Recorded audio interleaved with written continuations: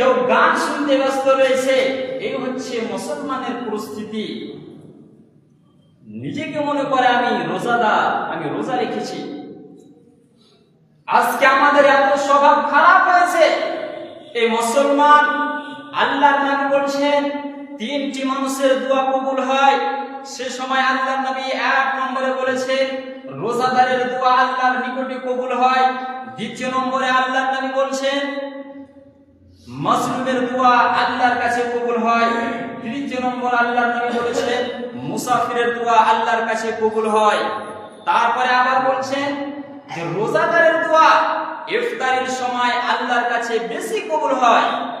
আজকে আমরা সবাই একটু সমাজের দিকে তাকিয়ে দেখি যে ইফতারের সময় মানুষের মুখ দিয়ে দোয়া বের হয়, হচ্ছে না। আজকে কোনো জায়গাতে যখন রোজা ইফতারি করতে গিয়েছে, কোন একজন দাওয়াত করেছে, সেই জায়গাতে গিয়েছে মুসলমান, সেই জায়গাতে যাওয়ার পরে তার মুখে একটা দোয়া নেই।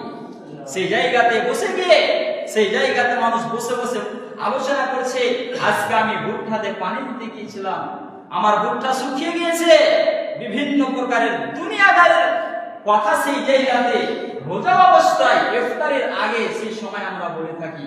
অথচ আল্লাহর নবী বলছেন ইফতারের সময় মানুষের দোয়া আল্লাহর কাছে কবুল হয়।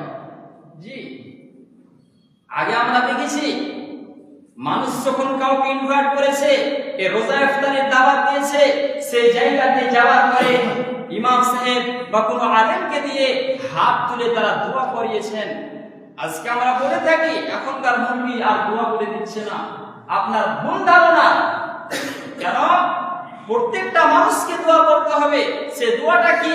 আজকে একজন দাওয়াত করেছে, তার বাড়িতে আমি গিয়েছি, একটা স্পেশাল দোয়া রয়েছে।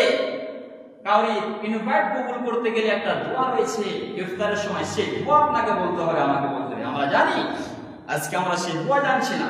আমরা কোনটা বলি? একটা দোয়া রয়েছে যাহাবাদ দামাউ ওয়াবতাল্লাতিল উরুকু ওয়া সাবাতাল আজরু ইনশাআল্লাহ। এই দোয়াটা আমরা করে থাকি। এই দোয়াটা যখন নিজের বাড়িতে ইফতার করব তখনই এই দোয়াটা করতে হবে।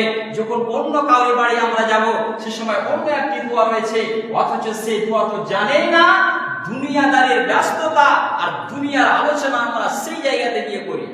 জি, আপনার স্বভাব পরিবর্তন করতে হবে। নিজেকে মনে করছি আরে আমার দোয়া কবুল হচ্ছে না, কি করে কবুল হবে? কি করে আপনার দোয়াটা আল্লাহর কাছে কবুল হবে? সেই দোয়া আল্লাহর কাছে কবুল হবে না। স্পষ্টভাবে আল্লাহ রাব্বুল আলামিন কোরআনে একটি আয়াত উল্লেখ করেছেন। সে আয়াতটা কি? আল্লাহ বলছেন বিসমিল্লাহির